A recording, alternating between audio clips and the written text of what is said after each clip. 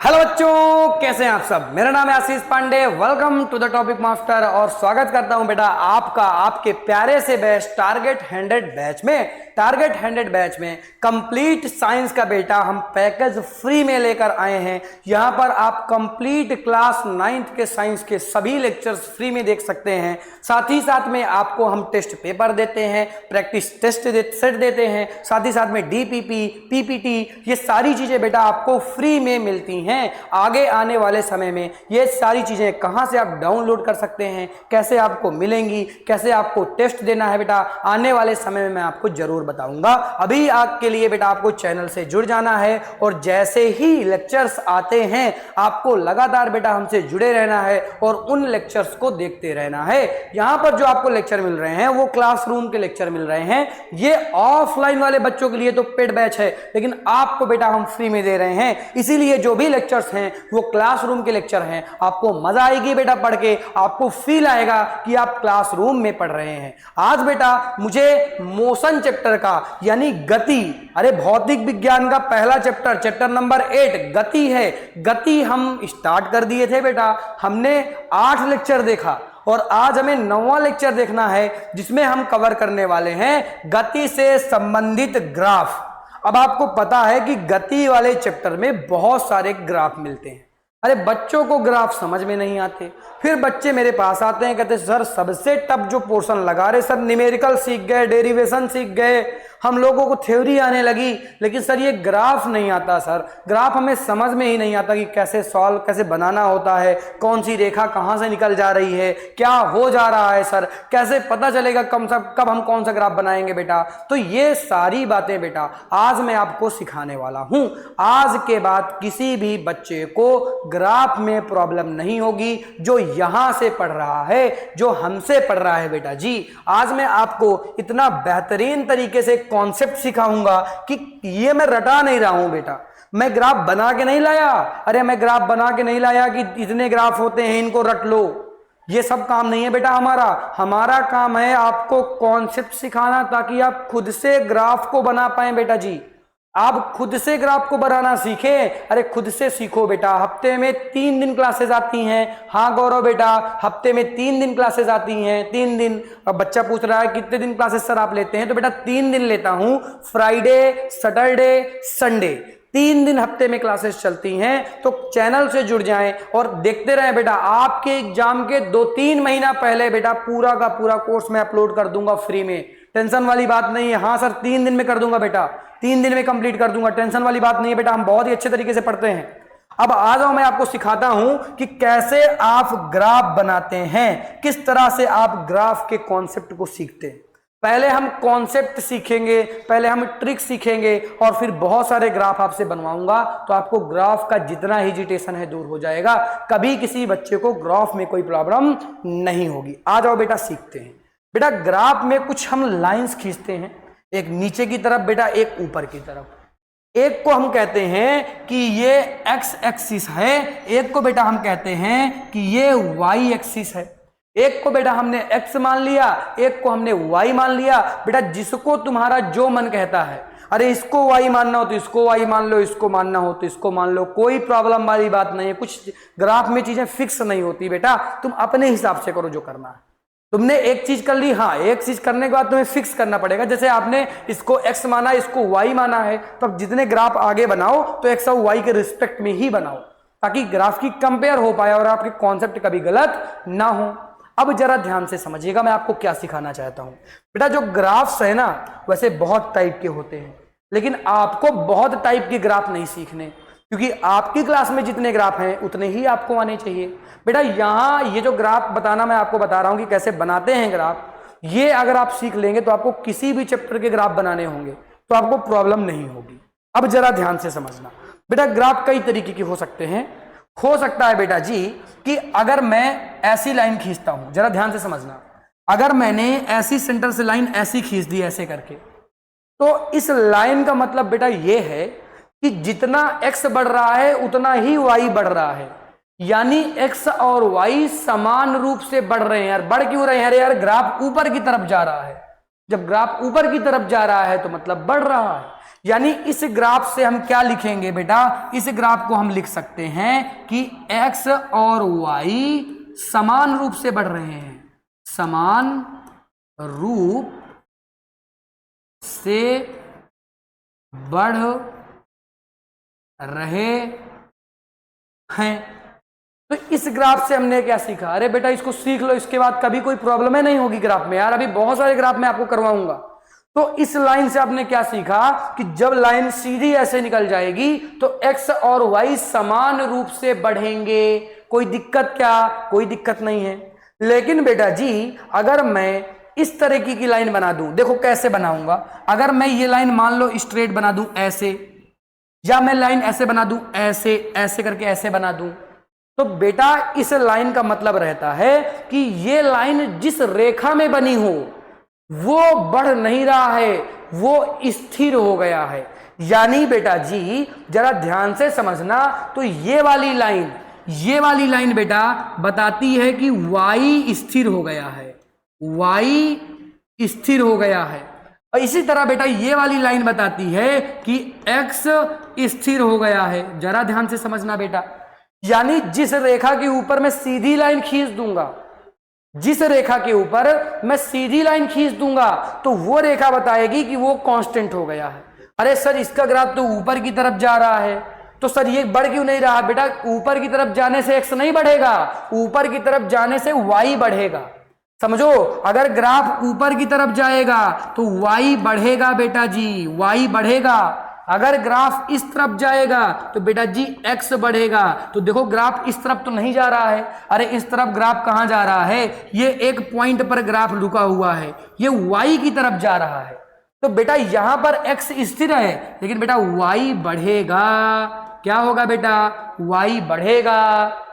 इसी तरह यहां पर y तो स्थिर है, लेकिन ये x की तरफ जा रहा है, यानी बेटा जी यहां पर x बढ़ेगा। x क्या होगा बेटा? x बढ़ेगा। तो क्या ये दो चीजें समझ में आई? अरे पहली लाइन समझ में आई क्या? इसमें x और y दोनों बढ़ते हैं। इसमें बेटा जिस तरफ कांस्टेंट कर दो, जैसे ये एक ही बिंदु पर रुका हुआ है तो बेटा ये y तो रुका हुआ है, यानी y स्थिर हो गया, लेकिन ये x की तरफ बढ़ रहा है, ये x की तरफ बढ़ रहा है, यानी x बढ़ रहा है। इसी तरह ये यहां पर x रुका हुआ है, लेकिन ये y की तरफ बढ़ रहा है, ये y की तरफ बढ़ रहा है, यानी बेटा जी यहां पर y बढ़ेगा, लेकिन x क्या हो जाएगा? स्थिर हो जाएगा। क्या ये बात समझ में आ गई क्या? क्या ये बात समझ में आई क्या? हाँ सर समझ में आ गई। क्या ये बात समझ में आई क्या? बेटा कॉन्सेप्ट समझ लो।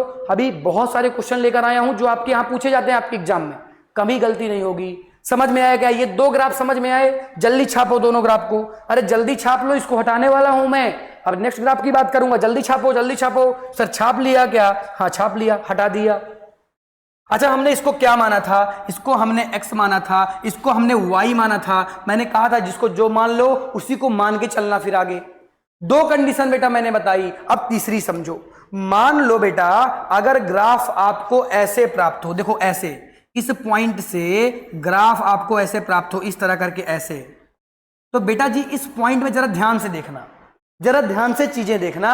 ग्राफ बेटा नीचे की तरफ जा रहा है, ग्राफ नीचे की तरफ जा रहा है, मतलब बेटा दोनों x और y दोनों बेटा क्या हो रहे हैं? दोनों घट रहे हैं। दोनों क्या हो रहे हैं बेटा? दोनों घट रहे हैं। सर दोनों क्यों घट रहे हैं? अरे जरा ध्यान से देखो, ये नीचे की तरफ गिर रहा है तो बेटा इसके पॉइंट चेंज हो रहे होंगे, ये पॉइंट चेंज हुआ, ये पॉइंट चेंज हुआ, ये पॉइंट चेंज हुआ, ये पॉइंट चेंज हुआ। इसी तरह बेटा इस लाइन के भी तो पॉइंट चेंज हो रहे होंगे। अरे ये लाइन के सापेक्ष ये लाइन हो गई, ये लाइन हो गई, फिर ये लाइन हो गई, फिर बेटा जी ये लाइन हो गई। तो देखो लगातार पॉइंट चेंज हो रहे हैं। और बेटा जी अगर पॉइंट चेंज हो रहे हैं तो मैं कहूंगा कि दोनों साथ में परिवर्तित हो रहे हैं, पॉइंट फिक्स नहीं है। अरे ग्राफ नीचे की तरफ आ रहा है, तो जब ऐसी कंडीशन होगी ग्राफ नीचे की तरफ आए तो आप कहेंगे x और y दोनों घट रहे हैं, x और y दोनों घट रहे हैं। तो क्या ये बात समझ में आई क्या कि जब ऊपर से ऐसे ग्राफ आएगा तो दोनों घटेंगे? क्या होगा बेटा? दोनों घटेंगे। अब आगे देखो, इसको लिखो, जल्दी लिखो तो दूसरा बताऊं। लिख लिया क्या? लिखो लिखो जल्दी लिखो। बना लिया? ठीक है सर बना लिया। चलो आ जाओ, अब देखो बेटा इसको मैंने क्या कहा था, इसको मैंने x कहा था, इसको मैंने क्या कहा था, इसको मैंने y कहा था। कोई दिक्कत वाली बात नहीं है। अगर बेटा जी ग्राफ ऐसे बना दूं मैं, कैसे, अगर मैंने ग्राफ ऐसे बना दिया बेटा, तो ऐसा ग्राफ क्या बता रहा है, ऐसा ग्राफ ये नहीं बताएगा कि घट रहा है कि बढ़ रहा है, घट रहा है कि बढ़ रहा है। बेटा फाइनली तो ये ऊपर की तरफ ही जा रहा है, फाइनल में तो ये ऊपर की तरफ ही जा रहा है, यानी बढ़ ही रहा है। लेकिन बेटा एक समान तरीके से बढ़ नहीं रहा है। यहां पर बेटा जी x और y असमान तरीके से असमान बढ़ रहे हैं। बेटा क्या हो रहा है, बढ़ेंगे, यानी कहने का मतलब क्या है, दोनों असमान रूप से बढ़ेंगे। लेकिन अगर बेटा इसी ग्राफ को मैं ऐसे बना दूं, इसी ग्राफ को मैं ऐसे बना दूं, तो बेटा इस ग्राफ का मतलब क्या है, इस ग्राफ में x और y समान रूप से बढ़ेंगे, समान रूप से बढ़ेंगे। क्या ये समझ में आई क्या बात, ये आई क्या, बढ़ेंगे। तो ये बात आपको समझ में आनी चाहिए, ये बात आपको समझ में आनी चाहिए। और सिंपल थी बेटा, ये था कॉन्सेप्ट। इतने ही लाइनें बनेंगी, अरे बीच वाली लाइन का मतलब समझ लो, तो इतनी ही लाइनें बनेंगी, कहीं प्रॉब्लम्स आपको नहीं आएंगी। अब आ जाओ इसको बना लो। इसको बनाने के बाद मैं आपको ग्राफ मिलाता हूं कि किस तरीके के ग्राफ आपके क्लास 9th में पूछे जाते हैं। जरा ध्यान से देखना, आ जाओ जरा ध्यान से इन ग्राफ को देखो। अभी इन ग्राफ को मैंने बनाया नहीं है बेटा, हम खुद से इन ग्राफ को बनाएंगे और सीखेंगे बेटा जी। आपको कौन सा ग्राफ बनाना है पहले तो पता होना चाहिए। जैसे सपोज दैट यहां पे कौन सा ग्राफ आप बना रहे हैं, यहां पे बेटा आप ग्राफ बना रहे हैं दूरी समय ग्राफ, तो एक को दूरी मानना पड़ेगा, एक को समय मानना पड़ेगा। तो बेटा इसको दूरी मान लो, तो दूरी मान रहे हो इसको, तो इसको d से लिख दो। इसको बेटा समय मान रहे हो तो t से लिख दो। इसको भी d मान लो, इसको भी t मान लो, इसको भी बेटा d मान लो, और इसको भी बेटा क्या मान लो, t मान लो। इसको भी क्या मान लो बेटा, इसको भी t मान लो। तो सबको dt मान लिया, क्यों, क्योंकि दूरी बटे समय, दूरी समय ग्राफ की बात हो रही है। तो बेटा ये बताओ, ये फॉर्मूला किसका है, दूरी बटे समय। अरे चाल बराबर दूरी बटे समय, याद आया क्या, चाल बराबर दूरी बटे समय। यानी जो फार्मूला है वो है स्पीड का, स्पीड को बेटा चाल कहते हैं। स्पीड बराबर डिस्टेंस, डिस्टेंस का मतलब दूरी बटे समय, डिस्टेंस बटे समय, यानी दूरी बटे समय। यानी इससे हमें एक चीज और पता चली, अरे जो बीच में हम लोग लाइनें बनाएंगे ना, वो सब लाइनें किसके लिए रहेंगी, स्पीड के लिए रहेंगी। क्योंकि स्पीड बराबर यानी चाल बराबर होता है दूरी बटे समय, यानी सब लाइनें चाल को बताएंगी। कैसे बताएंगी, आ जाओ बेटा बात करते हैं। पहले ग्राफ की बात करते हैं। एक समान रूप से चाल बढ़ रही है, ये लिखा हुआ है कि आपको ग्राफ बनाना है कि जब एक समान रूप से चाल बढ़ रही हो। तो मैंने क्या बताया था इसका ग्राफ, बेटा ये वाला मैंने ग्राफ बनाया था, ये चीज, ये तो ये ग्राफ मैंने बताया था। जब मैंने कहा था सीधी लाइन खींच देना तो एक समान रूप से बढ़ेगी, सीधी लाइन खींच देना तो एक समान रूप से बढ़ेगी। तो बेटा अगर पूछा जाए कि ये लाइन किस बात को बताती है, ये स्लोप किस बात को बताता है, तो आप क्या लिखेंगे कि ये जो स्लोप है ये स्पीड को बताएगा बेटा, ये स्लोप स्पीड को बताएगा। क्योंकि स्पीड बराबर होता है दूरी बटे समय। कोई दिक्कत है क्या, यहां तक कोई दिक्कत नहीं है। अब जरा ध्यान से समझना, असमान चाल के लिए बढ़ ये भी रहा है, लेकिन ये असमान तरीके से बढ़ेगा। तो टेढ़ी मेढ़ी लाइन बना दो बेटा, ये टेढ़ी मेढ़ी लाइन देखो, ये ऐसे करके ऐसे बना दो। तो ये जो लाइनें हैं, मैंने इससे पहले बताया था ना, ये जो लाइन है ये असमान के लिए बनाई जाती है। जब असमान रूप से वृद्धि हो रही हो तो बेटा इस लाइन को बनाते हैं। ये भी किस बात को बताएगा, ये भी बेटा आपका स्पीड बताएगा, क्योंकि स्पीड बराबर होता है दूरी बटे समय। अरे ये सब पहले ही बता दिया था क्या अभी अभी, हाँ सर आपने बता दिया था। अब इसको सुनो, अगर एक समान वेग हो जाए, अगर एक समान वेग हो जाए तो बेटा एक समान वेग की जगह, आप वेग तो बना नहीं रहे हम लोग, तो यहां पे आप चाल कर लीजिए। अगर एक समान चाल के लिए बनाना हो, अगर एक समान चाल के लिए बनाना हो तो बेटा एक समान चाल के लिए जो ये है वही ये हो जाएगा एकदम सीधे। तो एक समान चाल से चल रहा है, एक समान चाल का मतलब है एकदम सीधे बनेगा। तो क्या इसमें कोई डिफरेंट है क्या, कोई डिफरेंट नहीं बेटा। यहां पर भी तो एक समान चाल है और यहां पर भी एक समान चाल है। यहां पर एक समान नहीं लिखा, केवल लिखा है समान चाल। तो बेटा समान चाल में भी आप ऐसा बनाएंगे, समान चाल में भी आपको ऐसा ग्राफ बनाना पड़ेगा।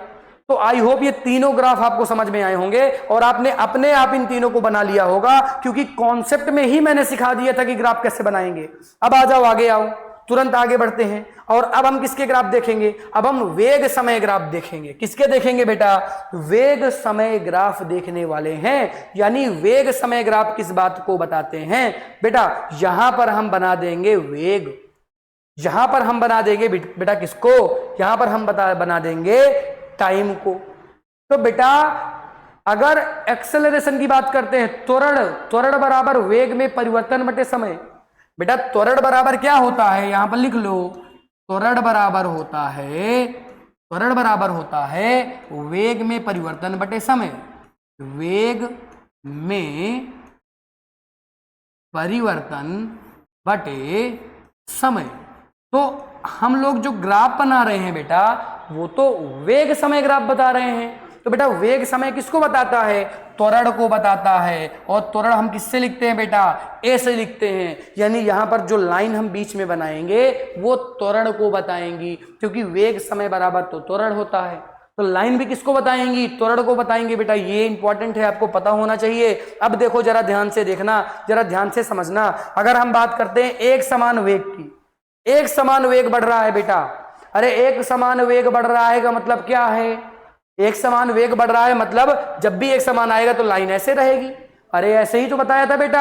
हाँ सर, ये तो अब थोड़ा थोड़ा समझ में आने लगा है। ये लाइन किसको बताएगी? त्वरण को, ए को। तो बेटा ये लाइन किसको बता रही है? ये लाइन त्वरण को बताएगी। यानी त्वरण हो रहा है। जब भी वेग में वृद्धि हो या वेग घटे, यानी वेग चेंज हो रहा है, तो वेग का चेंज होना ही तो त्वरण कहलाता है बेटा।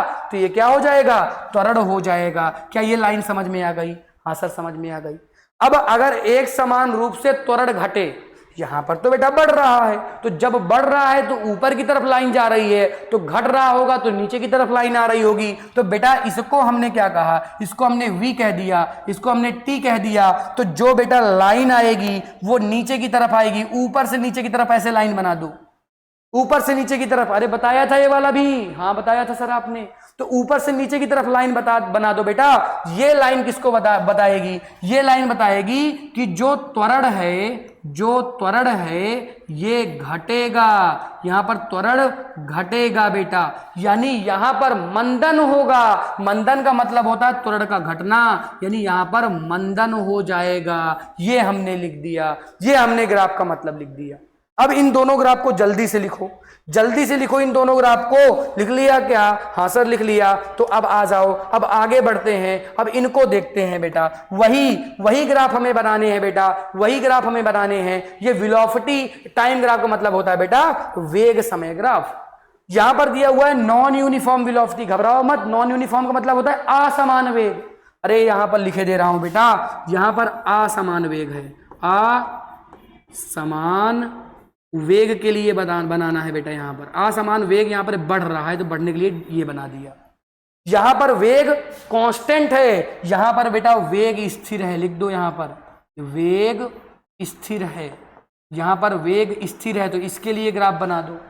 तो जरा ध्यान से समझना, यहां पर बेटा असमान रूप से वेग बढ़े, तो जब असमान के लिए लाइन रहती है तो हम ऐसी लाइन बनाते थे कि नहीं? अरे हम टेढ़ी मेढ़ी लाइन बनाते थे कि नहीं असमान के लिए? हाँ सर आप टेढ़ी मेढ़ी ही बनाते थे। तो बेटा टेढ़ी मेढ़ी बना दो, इधर v कर दो, इधर t कर दो। ये लाइन किसको बताएगी बेटा जी? ये लाइन आपको एक्सेलरेशन को बताएगी, यानी ये लाइन आपके त्वरण को बताएगी।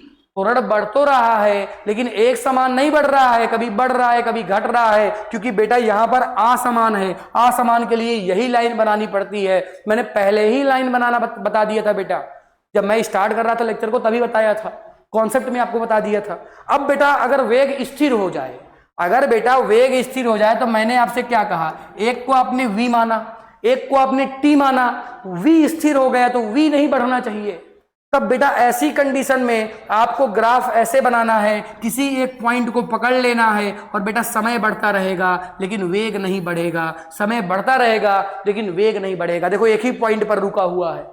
अगर एक पॉइंट पर ऐसी सीधी लाइन बना दो बेटा तो ये स्थिर वेग को बताता है। यानी यहां पर जो त्वरण है वो बदल नहीं रहा है, त्वरण बदलता बदलता नहीं है। क्यों बेटा त्वरण नहीं बदलेगा?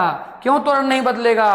क्योंकि यहां पर वेग नहीं बदल रहा है और वेग का बदलना ही तो त्वरण है। अरे वेग नहीं बदल रहा तो त्वरण कैसे बदल जाएगा बताओ?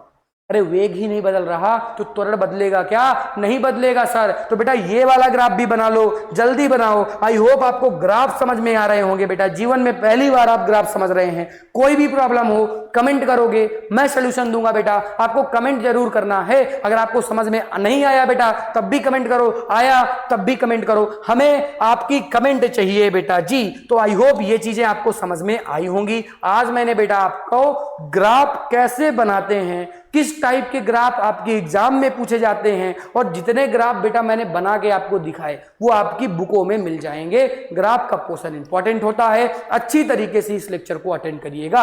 आई होप कंप्लीट लेक्चर आपको समझ में आया हो। Thank you so much for watching. मिलता हूं बेटा मैं आपसे नेक्स्ट लेक्चर पर। Thank you so much for watching. Tata bye बेटा, बाय।